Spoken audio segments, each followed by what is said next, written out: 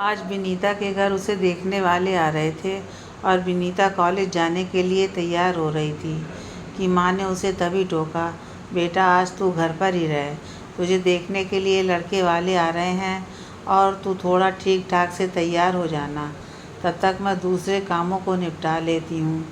विनीता, अरे माँ आप पहले बता देती, मेरी सहेलियाँ मेरा इंतज़ार कर रही होंगी, विनीता ने खींचते हुए कहा।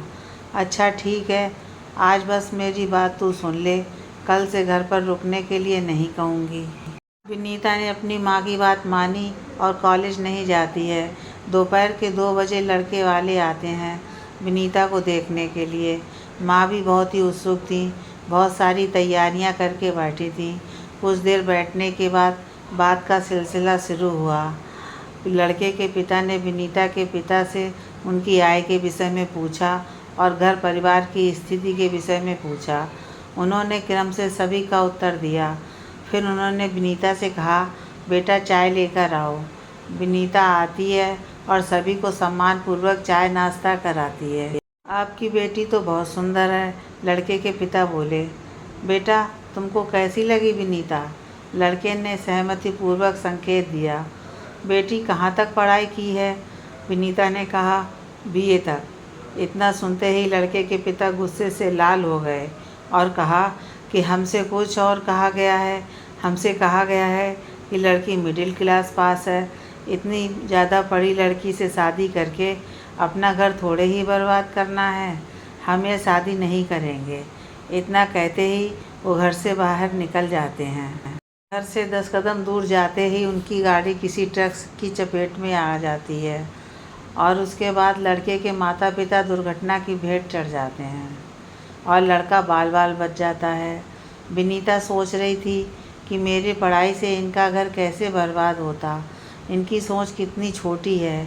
बेटा चाहे जितना पढ़े पर बहू कम पढ़ी चाहिए।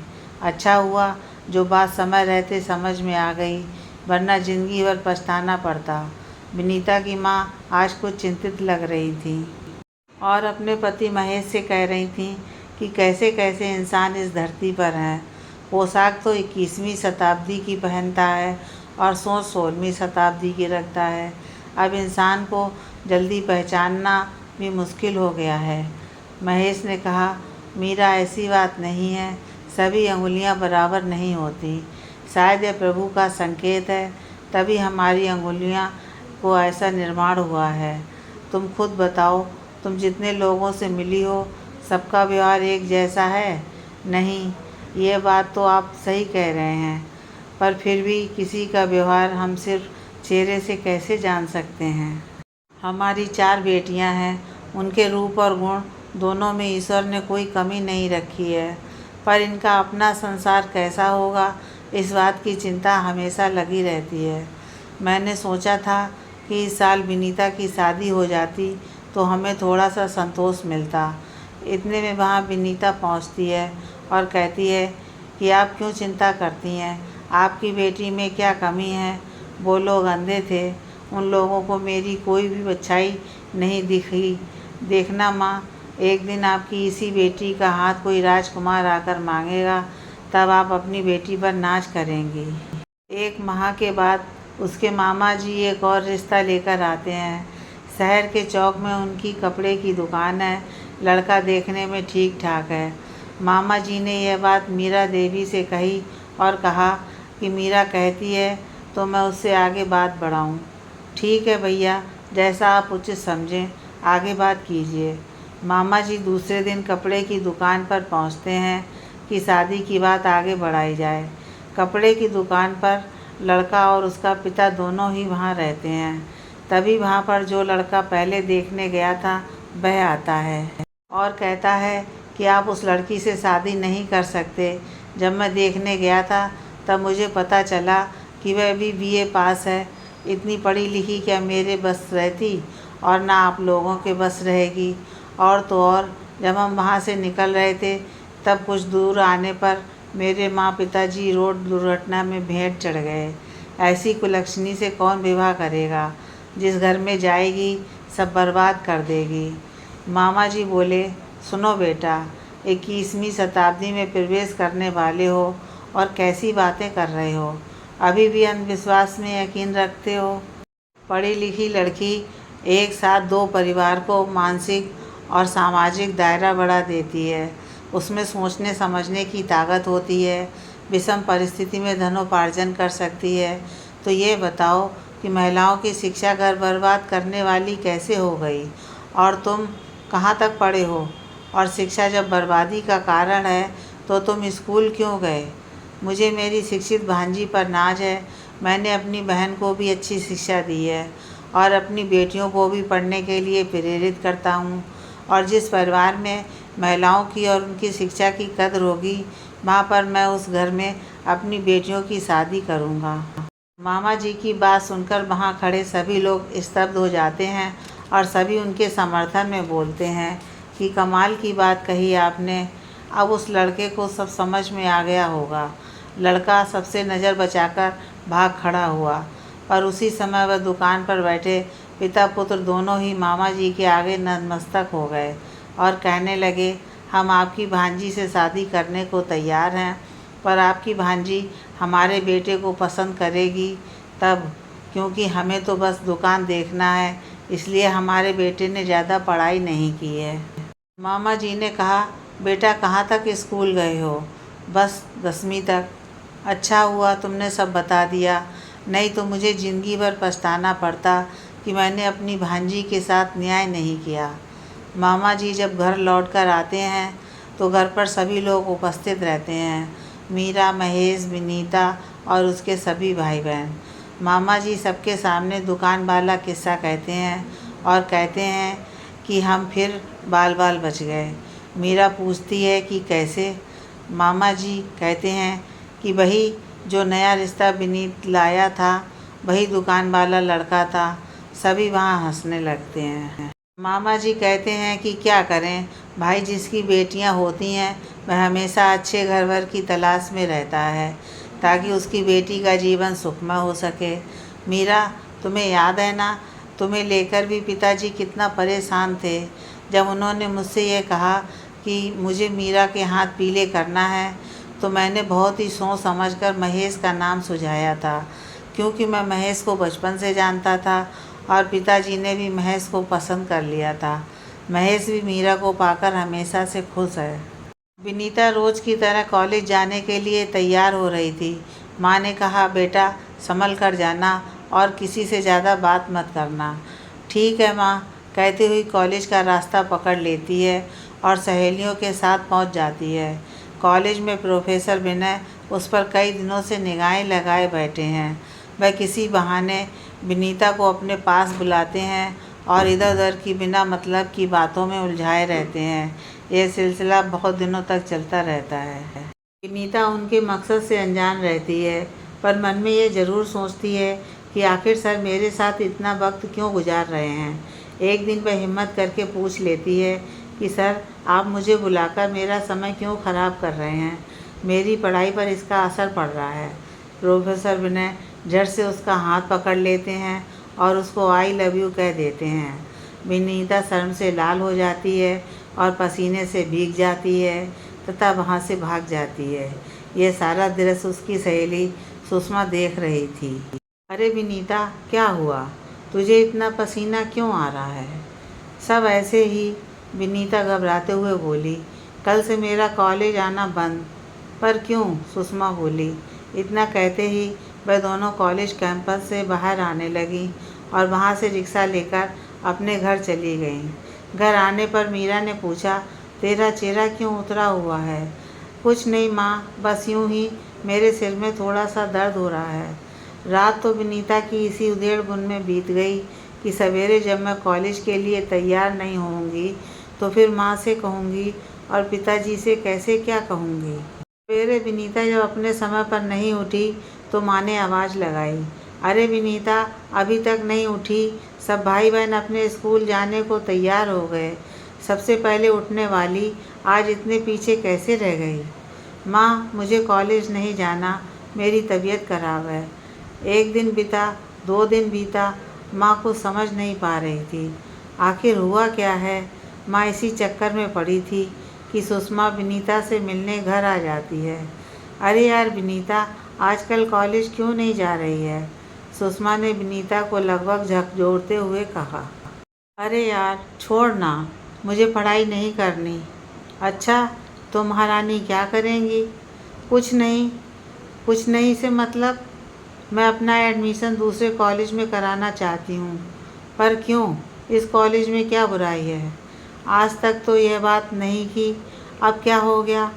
मीरा, विनीता बेटा जाओ, तुम आराम करो, तुम्हारी तबीयत ठीक नहीं लग रही है।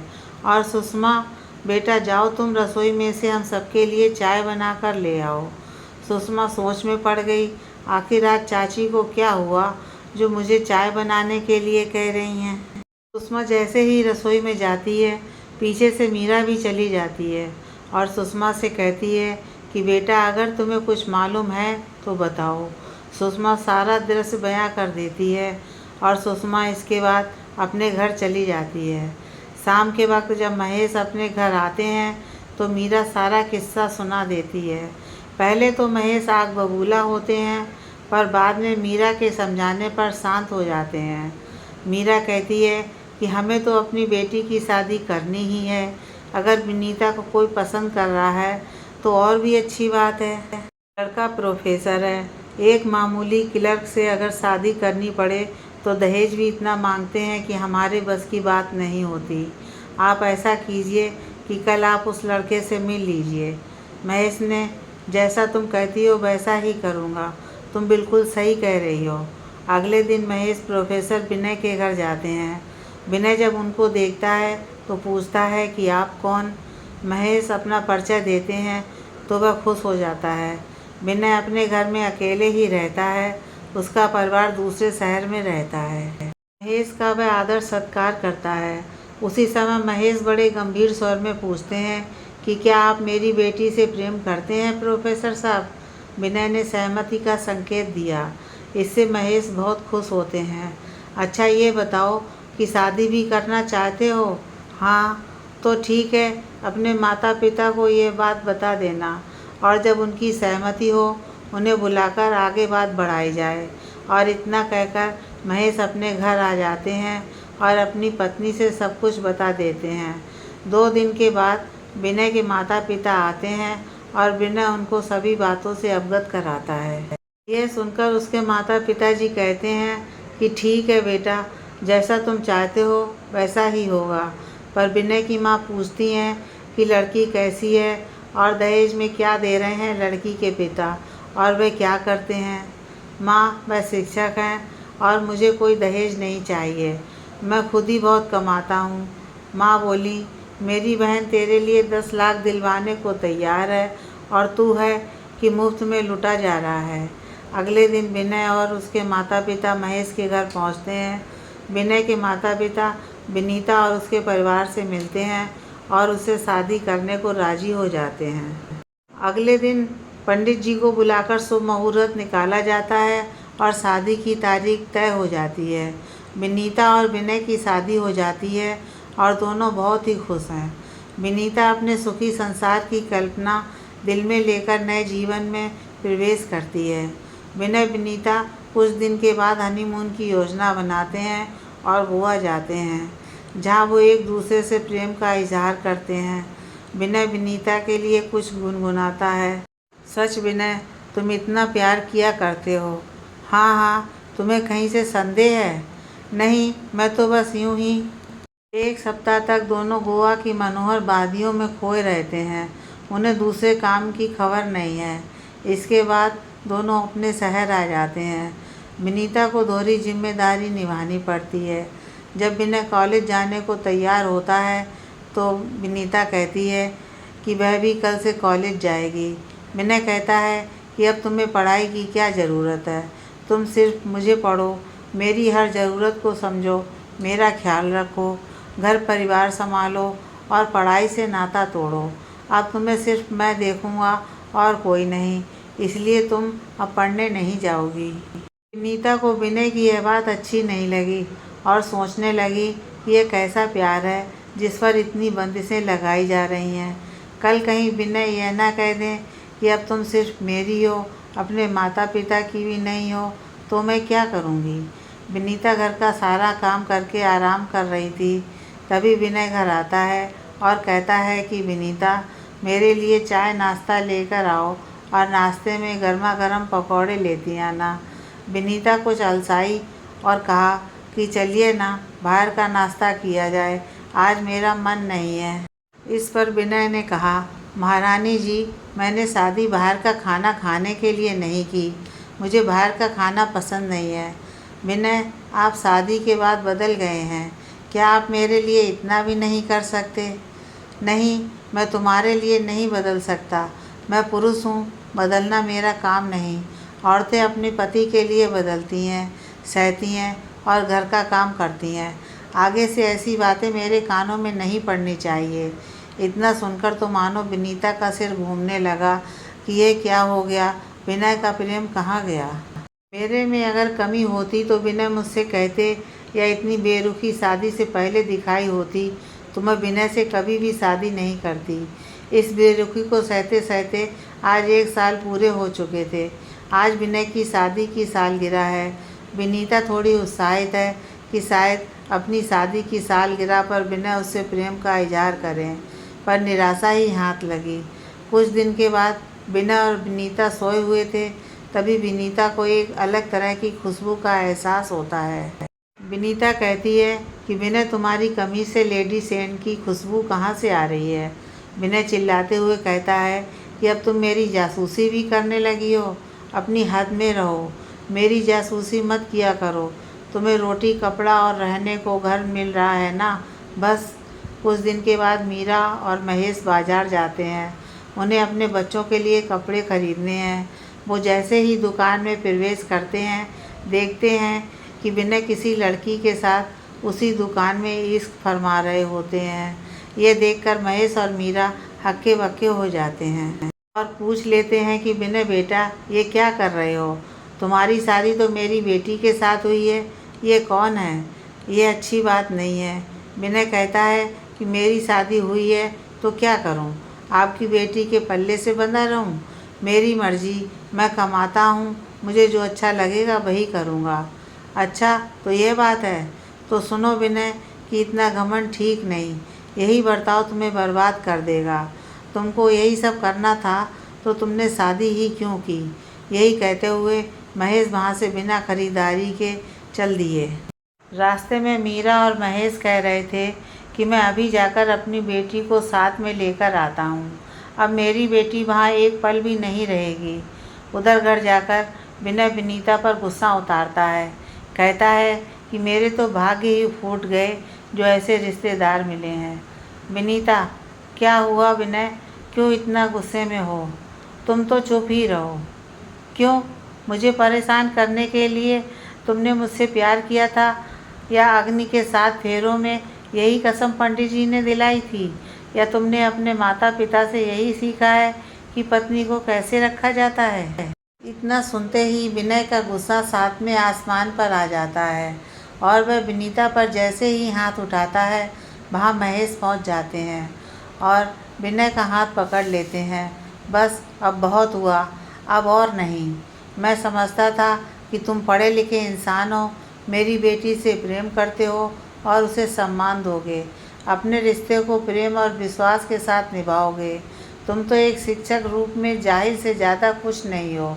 मैं अपनी बेटी को अभी लेकर जा रहा हूँ और यह भी याद रखना, मैं तुम्हें छोड़ूंगा नहीं। महेश अपनी बेटी को लेकर अपने घर आ जाते हैं। महेश विनीता को लेकर अपने घर चले आते हैं, जहाँ मीरा अपनी बेटी के लिए पहले से प्रतीक्षारत है। वह अपनी बेटी को लेकर बहुत ही चिंतित रहती हैं। उसे देखते ही फपक फपक कर रोने लगती हैं। महेश से कहती हैं कि हमारी गलती की सज़ा हमारी बेटी को मिल रही है। जो फैसला हमको बहुत सोच समझ कर लेना चाहिए था, वह फैसला हमने बहुत ही जल्दी ले लिया। हमारे पूर्वजों ने कहा है कि पानी पियो छान कर और बेटी की शादी करो 7 पीढ़ी जानकर। हमने तो एक पीढ़ी की भी जानकारी अच्छे से इकट्ठी नहीं की और बेटी की शादी कर दी। माँ, मुझे आगे अपनी पढ़ाई करनी है और मैं विनय के पास कभी नहीं जाऊंगी, विनीता ने बीच में टोकते हुए कहा। हाँ बेटा, तुम ठीक कह रही हो, हम भी यही चाहते हैं। इतनी पढ़ाई तो ज़रूर करना जिससे विनय का घमंड चकनाचूर हो जाए। विनीता ने अपनी पढ़ाई शुरू कर दी और उसके 2 महीने बाद विनय अपने माता पिता के साथ विनीता के घर आता है कि रिश्तों का समझौता हो जाए।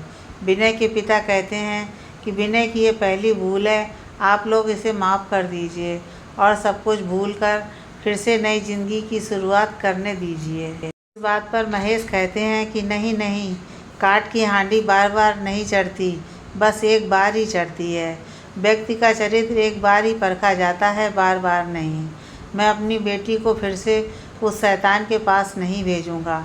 ऐसी बात सुनकर विनय के पिता अत्यधिक क्रोधित हो जाते हैं और कहते हैं कि तब मेरा बेटा आपकी बेटी को तलाक दे देगा। ठीक है, कोई बात नहीं, मुझे ये भी मंजूर है। महेश भी कुछ उग्र रूप से बोले। इसके बाद विनय के माता पिता वहाँ से चले जाते हैं। विनय भी मंजू के साथ लिव इन में रहता है और मंजू से कहता है कि जब तक तलाक की प्रक्रिया पूरी नहीं होती तब तक हम शादी नहीं कर सकते। जैसे ही फैसला हो जाता है हम शादी कर लेंगे। इस घटना के 6 महीने के बाद विनीता प्यारे प्यारे जुड़वा बच्चों की माँ बन जाती है और विनय को इस बात की भनक भी नहीं लगती। आज विनीता और विनय का आखिरी फैसला आने वाला था। कचहरी में रोज़ की तरह भीड़ लगी हुई थी। विनीता अपने माता पिता के साथ कचहरी में गई थी। रास्ते में विनय और मंजू भी मिल जाते हैं। मंजू विनीता को नीचा दिखाते हुए कहती है कि विनय, तुमने अच्छा किया कि इस गंवार से पीछा छुड़ा लिया, यह तो तुम्हारे लायक थी ही नहीं। तब विनीता कहती है कि कैसे इस बात को साबित करो। सच तो यह है कि विनय मेरे लायक नहीं था। विनय एक अहंकारी इंसान है। अहंकारी का तो पता निश्चित है, मगर तुम विनय की कौन लगती हो? तुम्हारा परिचय क्या है? मैं विनय के साथ रहती हूँ। विनय मुझे पसंद करता है। अच्छा, तो सिर्फ पसंद करने भर से बिना शादी के विनय के साथ रहती हो तुम? क्या हो तुम?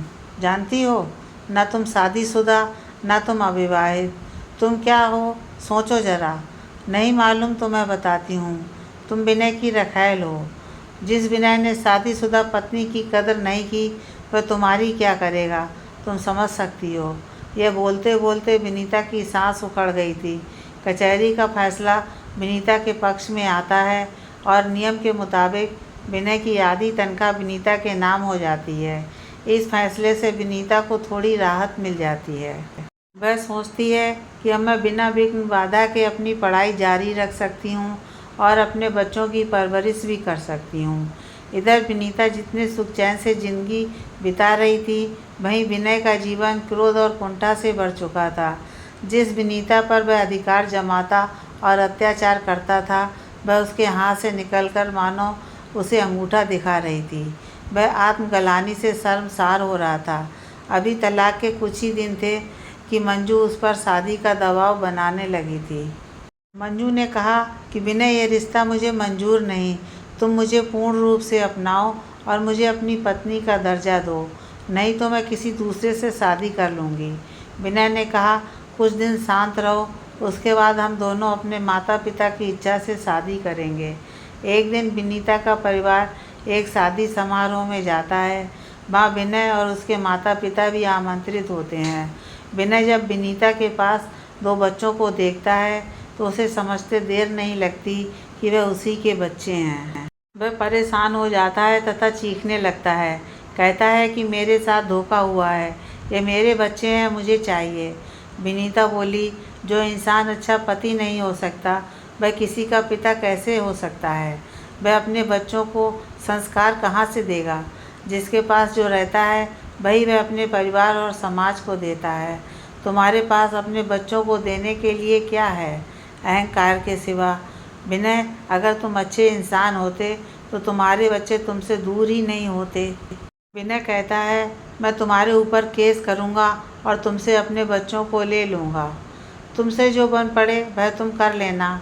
ऐसा कहकर विनीता वहाँ से चली जाती है। विनय विनीता के खिलाफ केस करता है पर वह हार जाता है। आज 2 साल बाद विनीता LLB पास कर चुकी है और अभी अपनी पढ़ाई जारी रखती है। विनय और मंजू में रोज़ ही शादी को लेकर तकरार होती है। एक दिन गुस्से में आकर विनय कहता है कि चलो अभी मैं तुमसे शादी कर लेता हूँ। मंजू कहती है ऐसे नहीं, मैं शानो शौकत से अपनी शादी करना चाहती हूँ ताकि वह विनीता देख सके कि शादी किसे कहते हैं और यह भी जान ले कि मैं कौन हूँ। तो ठीक है, इसके लिए तो पंडित जी से तिथि निकलवानी होगी और लंबा इंतज़ार भी करना पड़ेगा। विनय ने राहत की सांस लेते हुए कहा, मुझे यह मंजूर है। मंजू बोली। 2 साल बाद विनीता उच्च न्यायालय की न्यायाधीश नियुक्त हो जाती है तथा उसके दूसरे दिन वह एक पत्र विनय के नाम लिखकर साथ में मिठाई देकर वह विनय के घर भेज देती है। पत्र में लिखती है, विनय, मैंने ये पत्र तुम्हें इसलिए नहीं भेजा कि मैं तुमसे बड़ी अधिकारी हो गई हूँ, बल्कि इसलिए भेजा है कि दुनिया में कोई किसी से छोटा नहीं होता। जो ईमानदारी से मेहनत करता है उसे मंजिल ज़रूर मिलती है तथा दुर्भाग्यवश कभी कभी नहीं भी मिलती है। कभी भी किसी के अच्छे कामों में कभी रुकावट पैदा नहीं करनी चाहिए, बल्कि उसके हौसले को बढ़ाना ही चाहिए। आज मैं तुम्हारे कहने में रह जाती तो मुझे ये मंजिल कभी नहीं मिलती और तुम तक सिमट कर रह जाती। आज से तुम्हारे धन की मुझे कोई ज़रूरत नहीं है। मैं अपना और अपने बच्चों की परवरिश बहुत सुंदर तरीके से कर सकती हूँ। मुझे मेरा जीवन मिल गया है। इस संघर्ष के बाद विनीता की सभी बहन अच्छी तरह पढ़ाई करने तथा आत्मनिर्भर बनने की कसम खाती हैं।